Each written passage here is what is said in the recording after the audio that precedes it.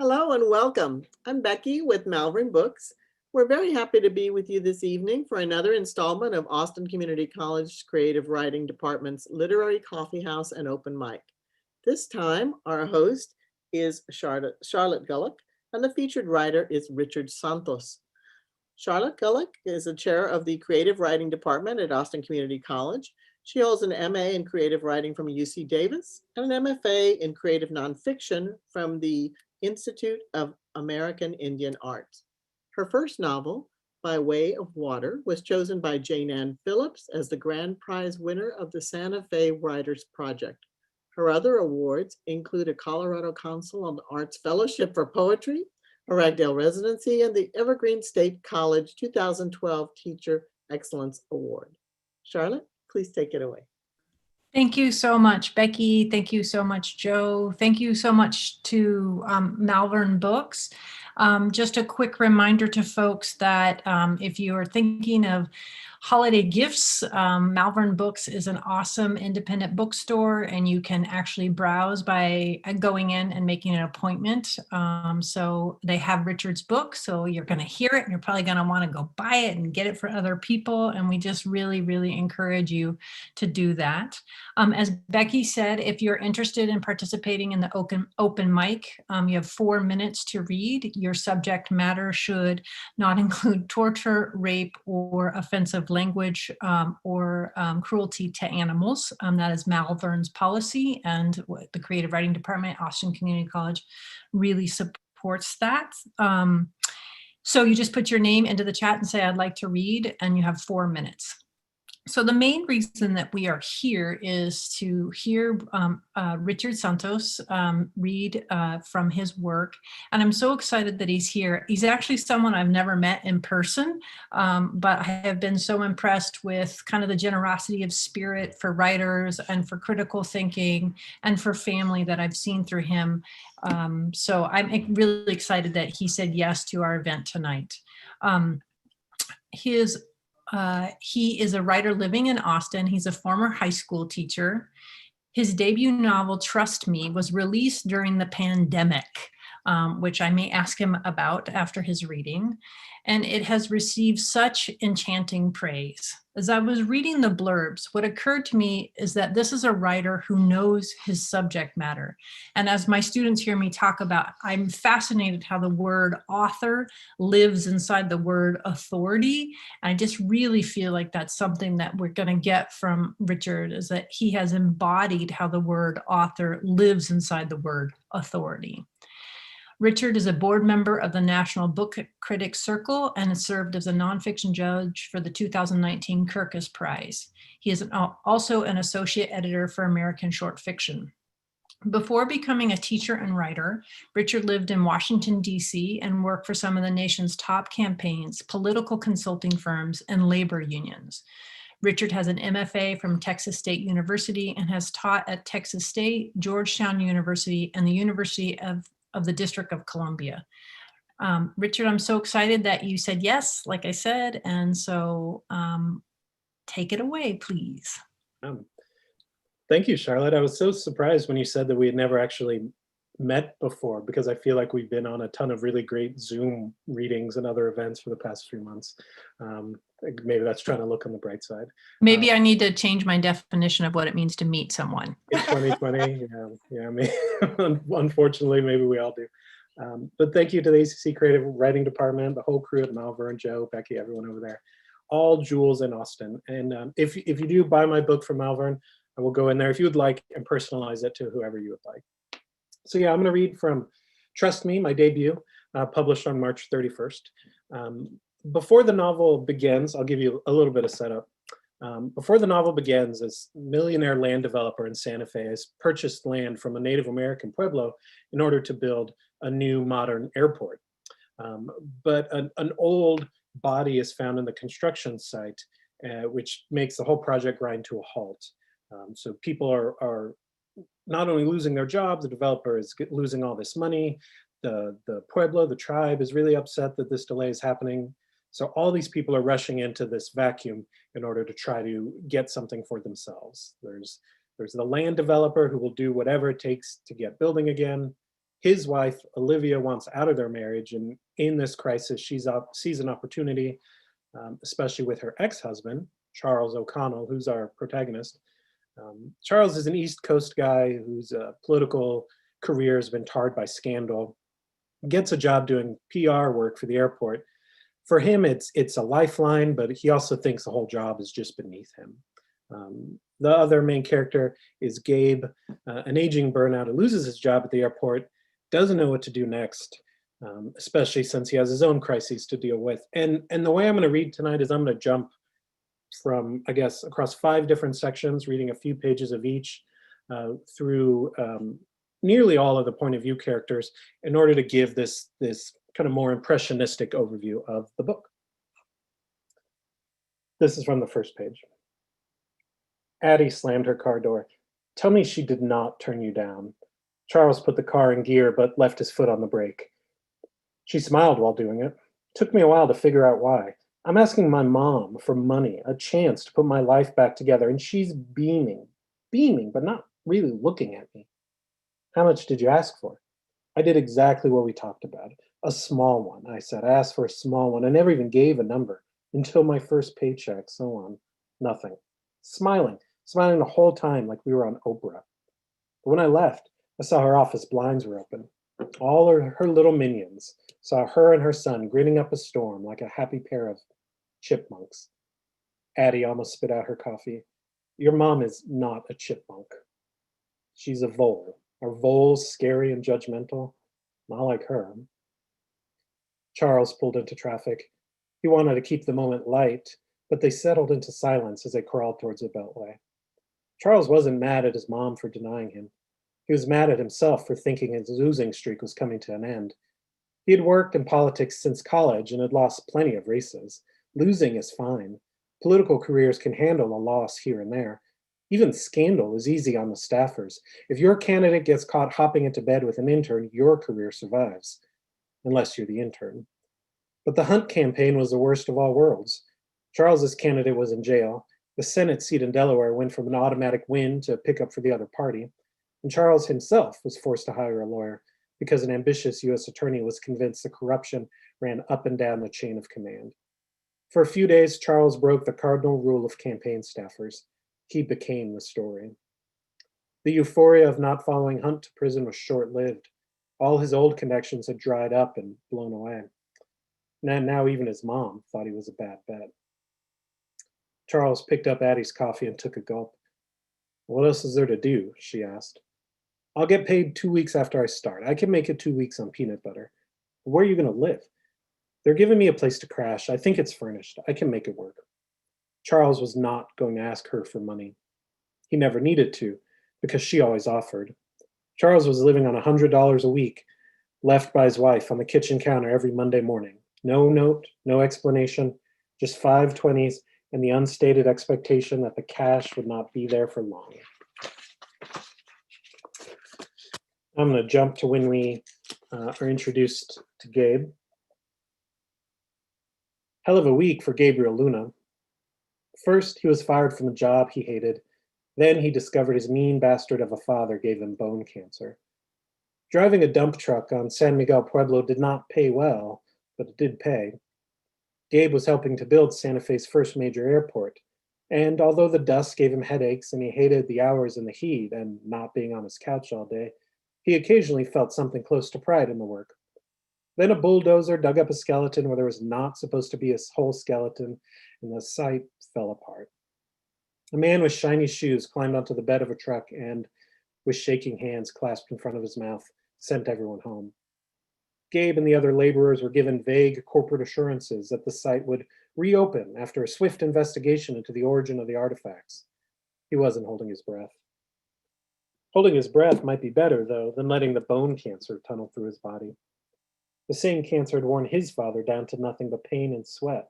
Gabe would not go out that way. The diagnosis came from Shaman Jeff, whom Gabe called Hefe.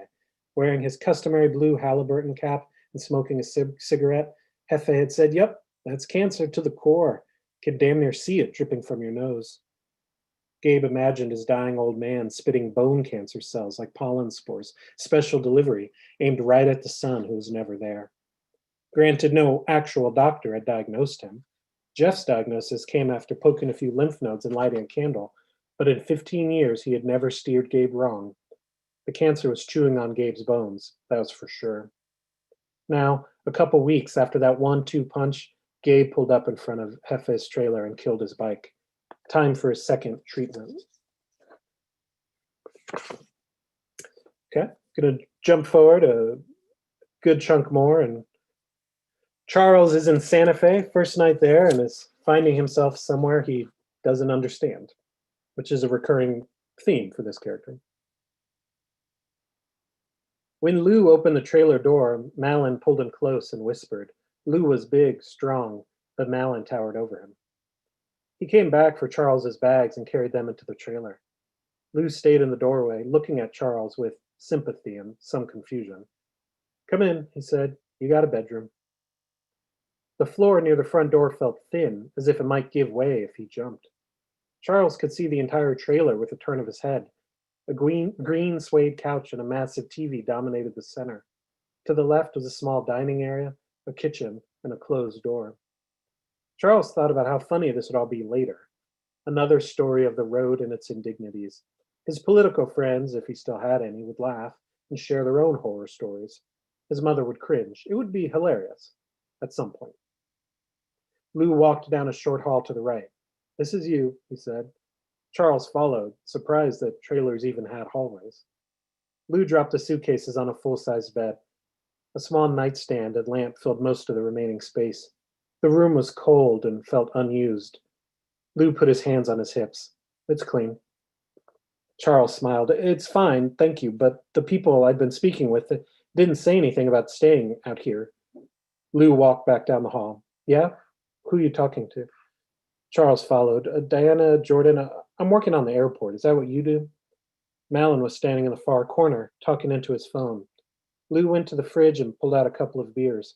Charles could not remember the last time he'd been so excited for beer so cheap. Okay. I'm gonna jump ahead to Olivia Branch's introduction. I mentioned her in my little novel introduction. Olivia Branch hated Espanola. She grew up there but left as soon as possible, and her skin crawled each time she returned. The town had two distinctions, other than being very easy to leave.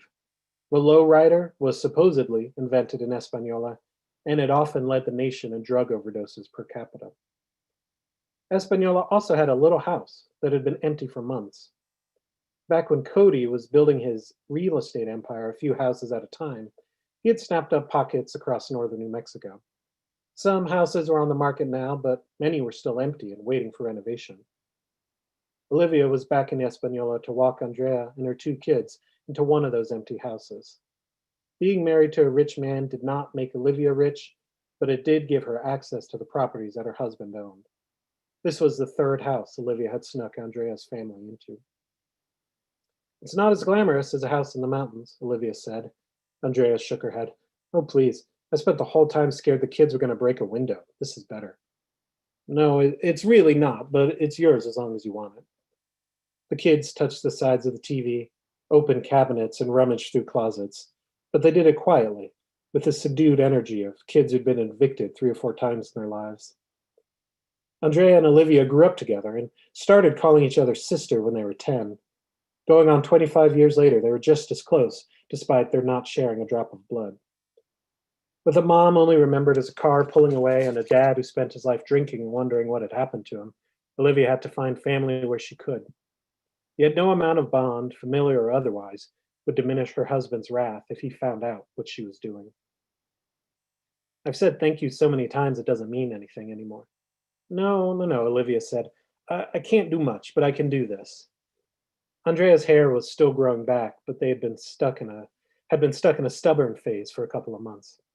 The treatments were over for now, but the bills never stopped coming. She ran her fingers through the few inches of new growth, curly and soft as a baby's.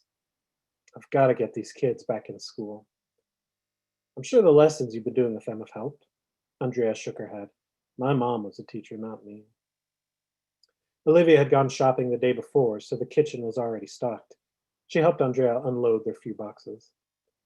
Andrea seemed so tired, but this time Olivia knew it was the moving, the uncertainty, and not the cancer.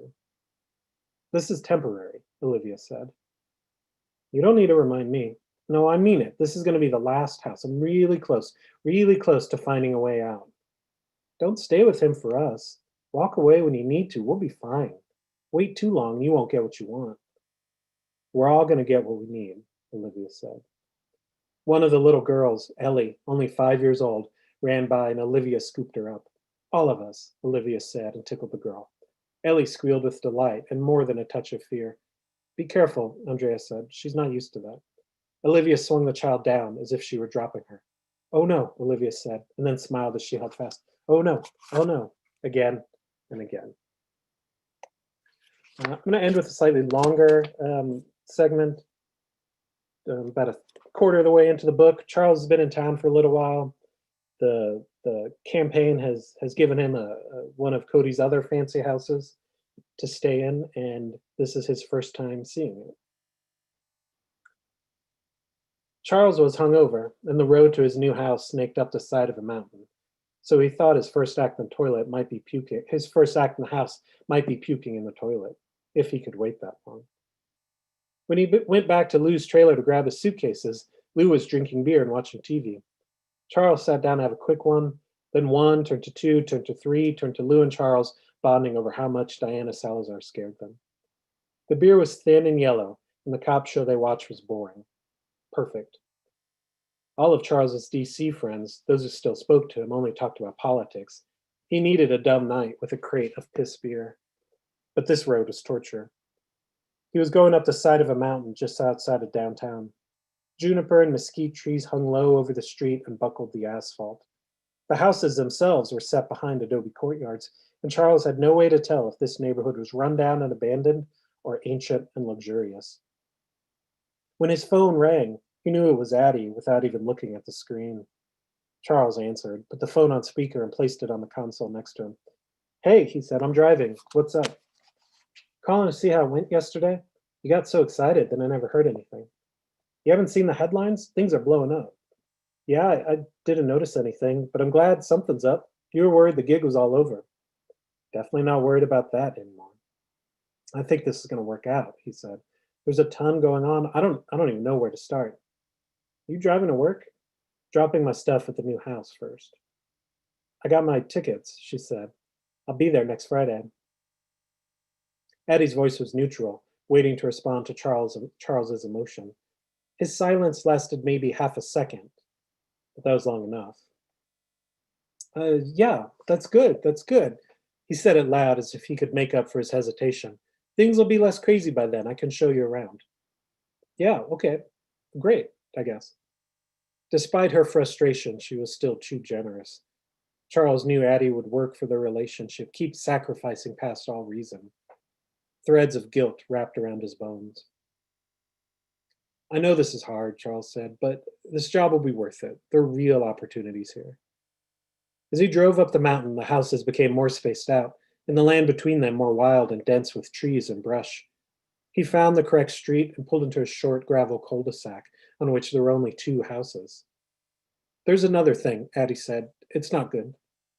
Low walls jutted out of the narrow adobe house, like 2 arms reaching forward in protection. A thick wooden door looked like it opened onto a courtyard.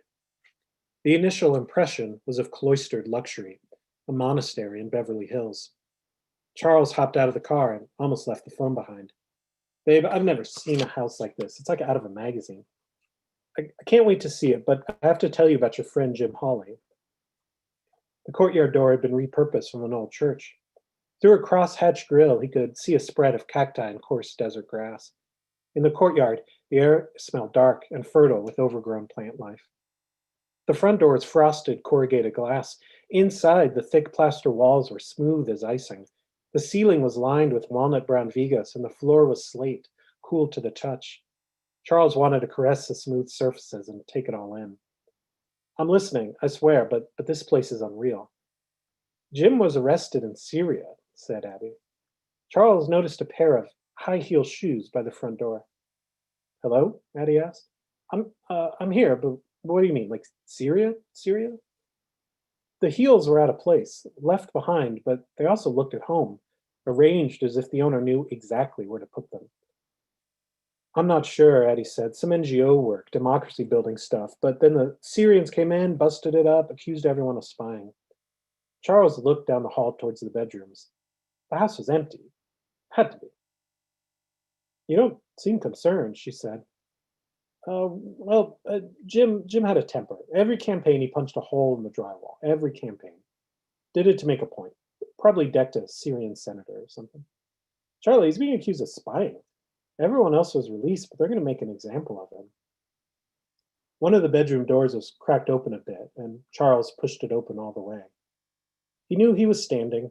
He knew he was awake, alive. But this had to be a mistake or a dream. Only a dream, a bad dream, would explain why he was looking at his ex-wife. Olivia pulled the blankets up around her neck. He had awakened her, and she was blinking at him like she was the one seeing a ghost. A bottle of champagne and 2 glasses, one empty, sat on the nightstand. Olivia smiled. Well, you're a little late. Charles heard Addie's voice from far away. At some point, he had lowered the phone to his side. He brought it back up to his ear. Sorry, you cut out on the last part. Well, okay, she said. I just figured you'd wanted to know. I thought he was your friend. Charles and Olivia had not seen each other for more than 10 years. He took a tiny step towards the bed, feeling like a lion tamer whose act had started to go sideways. They had met in Chicago when they were both in their 20s. He was working a campaign and she bartended at the bar near the office. She hated politics and he was kind of a stiff. For a few months, it was perfect. Then it stopped being perfect. She cheated, he cheated shortly afterwards, they split, and he almost never thought of her. Finally, he managed a few words to Addie. Holly was a jerk. I wouldn't worry about it. He was probably drunk. He'll sleep it off. Olivia laughed, sat up, and smoothed her hair back. She was wearing a black nightgown. Is that your wife? She stage whispered. Charles covered the phone. Look, I'm really losing you up here. Can I call you later? Addie sighed. You seem annoyed. No, I'm just running late. Need time to process all this. Olivia reached for the champagne and poured herself a splash. She offered the bottle to Charles, who smiled and shook his head. Call me later, Addie asked. I want to hear things. For sure. Charles hung up, feeling guilty. He looked down at his phone. I just got bad news about a friend, guy I worked with a while back, but I can't even think about it. He looked around the bedroom, wondering who else would pop out. What's happening right now? I'm in bed. You're standing over there. We're in $1 million house on a mountain. Knew you'd say something clever like that. How are you here? I'm from here. What are you doing here? This isn't a coincidence. Can't get anything past you. Look, I knew you were staying here and I wanted to see you, but I fell asleep. You're the one who walked into my bedroom. He shook his head. No, this house belongs to my... Charles turned around and walked into the living room. He sat down on one of the couches. His best hope, really his only hope, his only chance at this point, was that Olivia never walked out of that bedroom. No one was there. She was a ghost, or if he was really lucky, a tumor chewing through his brain. Then he heard her bare feet coming down the stone hallway. Olivia had thrown on a pair of jeans and a white button-up shirt. It was so much preppier than anything Olivia wore back in Chicago. Now that she was out of bed, Charles got a good look at her. She used to have more of an edge. He could see traces of it in her walk. 10 years had turned her into a woman with money. Okay, I think I will stop there. What? Definitely have to get it. Yeah, thank you. Fantastic. Are you okay if I ask you a few questions before we go into the open mic? Yeah, please, that'd be great. Okay. Wonderful selections to hear from. I have a new writing prompt for students. The first act in a new house, right? He thought he might vomit in that one. So like, oh, that's a good one. I guess the first thing I wanted to ask you was like, which character was the most challenging for you to write? Oh, that's interesting. I think that there are 4 point of view characters, and the only one I didn't read from was the final one that I that I included, he's mentioned, his name's Malin. He's like the big, tough, like security guy for Olivia's husband, Charles's boss, the big real estate developer. And he's really like the sense of he's like the personified menace in the book. His role is kind of unclear, but you know that he does like bad things for his boss. He's a former soldier, he's a former cop with like real darkness in his past. And he is such a presence in the book. And when I was drafting it, I just wanted to spend more time with him. So I just started just writing from his point of view. But I knew I wanted his chapters to feel very different from the rest of them, because his head's a pretty strange place to be. And so it was a challenge to strike that different tone, make him like the heavy, but also not turn him into just like a walking brick. Like he needed to have a life. He needed to have things. He needed to have a home to go to. So that was a fun challenge, but it was definitely one that was unexpected. The other characters I kind of felt for a while, but he kind of snuck in there. Did you have to do any kind of like particular self-care when writing his character? Because he seemed fairly outside of your own approach to the world. Yeah, I mean, I think I had to think about the various law enforcement officers, various soldiers, the various people who used to be in positions like that I've known throughout my life, and really disconnect, my setup from his in order to get there. And it's really tempting. It was really tempting to give him many more scenes. But so I had to like hold it back a little bit too, because I think there's something compelling about him also, hopefully. Well, the other question I have is the shaman character. So he doesn't seem to fit kind of the stereotypes of who some of us might imagine a shaman to be. I couldn't quite remember the exact details. Was it a Carhartt and a certain cup of coffee? Yeah, it was a Halliburton cap. Halliburton cap. Okay. How did that character come to you, or what's your? I guess how did that character come to you? Yeah, I mean, I think you're right. That character is unexpected to a lot of people, especially people who have an image of New Mexico and of Santa Fe and of like, artists and I don't know what, conquistadors and like wise Native Americans. When like it's one of the things I knew I wanted to explore in the book was how interesting and strange and contradictory New Mexico is. And so, it's not all artists and turquoise, right? And there's just so many blending of different things, right? So you have tribes, but you have huge energy companies, you have huge defense contractors coming through, you have outsiders for the past 500 years traipsing back and forth across the state, bringing all sorts of weird stuff behind and then leaving all sorts of weird stuff behind. So yeah, I like that character too. Yeah, he's very compelling. I love the line, Charles could not remember the last time he'd been so excited to drink cheap beer. Just really get that.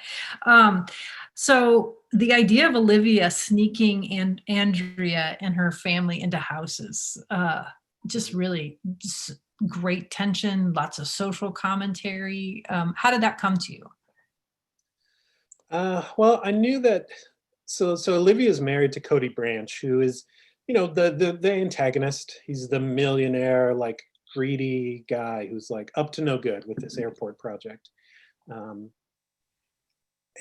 I knew that Olivia wanted to use Charles as a way out, or like as like maybe a way for her to leave the marriage basically more profitably than she entered it.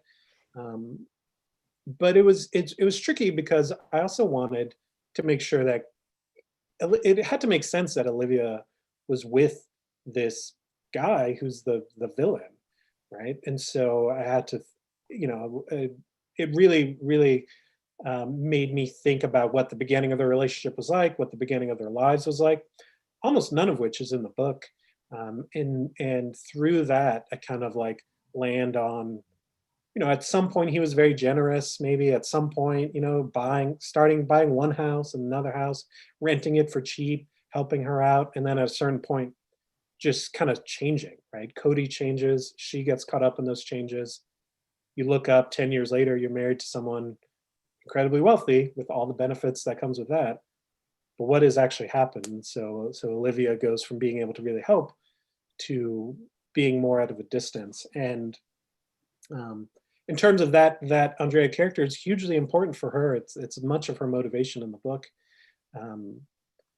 I really, really didn't want her to be just like a one-dimensional femme fatale who just wants to like mess things up because that's what she does, or just out of greed or money. And family is really important in this book. It's definitely one of the it's a real undercurrent throughout this whole like book, I think, even with the characters that aren't seemingly going through big family things, right? Gabe has a whole storyline about his son, but to Olivia, that's her family too, right? So it's fun, Awesome. fun to explore those dynamics, I think. Well, and it's just so artful how it's set up. And then she's in the house when she sees Charles, like, oh, so good. Okay, I have two more questions for you. One is, particularly because we have a lot of students here, you know, like an idea comes to you and you may not necessarily have the knowledge or the chops to deliver on it. How, for you, how do you close that gap between the idea and what you're first able to do? Is that a fair enough question? Yeah, no, well, I mean, I should also say that this book took me 7 years of writing and rewriting, and like, I can't even tell you how many drafts, because it didn't always work that way. Like, I would get through 20,000 words and be like, this is awful. I don't know what's wrong. And sometimes I would toss it, or other times I would push through, and then I would have 100,000 words of a draft that I was like, oh my God, this is amazing. And then I would show it to people and they would be like, this is not amazing. And I would have to rewrite it, you know, new document, print out the pages, keep some stuff. And then I did that another full time, much less all the various restarting and rewriting and rewriting and rewriting and rewriting. So all of which is to say, how do you get there? I mean, it's a cliche to say that you just have to keep writing, you have to keep plugging through it, but it's true. And you also need those people in your life, classmates from programs, professors, whoever, that are willing to look at it and tell you that not just that it needs work, but how specifically, right? And that can be small, you know, one of my, or that can be done on a small set of pages. If you're working on a novel, someone doesn't need to read the whole thing in order to tell you what's wrong with the book. I mean, I work with editing clients all the time, and many of them want to pay the like extra to read the whole book, when really, and I know this is, I'm like cutting into my own like living here, chances are someone with like a trained eye reads 50 pages of your 300-page book. They'll tell you issues in those 50 pages that you're doing throughout. So one of my professors at Texas State, Tim O'Brien, did that for me, and he just shredded like 70 pages of a draft that I thought was done. I thought it was ready to make me rich and famous. And he just shredded it. And he was right about everything. And I was able to carry those slowly, painfully, carry those lessons over. I'm going to ask this question, not the other question. So I always like, what's the question you want to be asked about this book that no one's asked yet? Do you know? Oh, that's a good question. I'm not sure that I do know. I feel like a lot of people asking questions, they know this based in politics. They know that I have a background in politics. I think sometimes they don't quite know how to phrase if there's a connection or an overlap between the two. That's not even a question, I'm realizing that. Yeah, I mean, I this book couldn't exist if it wasn't for the 5 years I spent in DC, the years I spent on campaigns, including a campaign in Santa Fe. You know, like part of me wanted to write a campaign book, like there's a candidate, let's go, stuff happens. This is not that at all. There's not even a candidate in here. It's not actually a campaign, but it's kind of infused with that kind of political ego wrangling, the jealousy. Charles is not on a campaign here, but he still views everything as like after so many years in the game, he views everything as like a PR opportunity. And which to be honest is one of the, Charles is sort of what I was worried was going to happen to me if I stayed in DC, kind of like going in for good reasons, idealistic, ready to work hard, 20 hours a day, that's fine. The election's in 6 weeks, let's keep going, whatever. And then just slowly through access to power and important people, priorities just start to like drift. And that's what's happened to him. And I was honestly worried that was what was going to happen to me. Thank you so much, Richard. I'm really grateful. So I am gonna ask one more question. So if you're interested in reading, Mike, go ahead and put your name into the chat. And while you're doing that, putting you on the spot, Richard, who should be the Secretary of the Interior? There's talk about Deb Haaland from I know. right? So that's the Okay. Yeah, that's that would okay. That's kind of not fair, but no, I had an answer, so it's totally fair. And remember, if you buy the book from Malvern, I'll personalize it for you if you would like. Awesome. Thank you so much. And you said you had to turn off your camera because you have to check on, is it Zamora's bedtime? Zamora's bedtime. Go check on her, but I'm not going anywhere, so I'm still going to be listening. Okay. So I'll probably Thank you so much. Thank Can you you feel the invisible applause coming towards you? I do. Thank you. Thank you. I can see some applause too. Thank you so much. Thank you. Okay. Looks like a lot of folks. Oh, great. So, Jean Caffeine.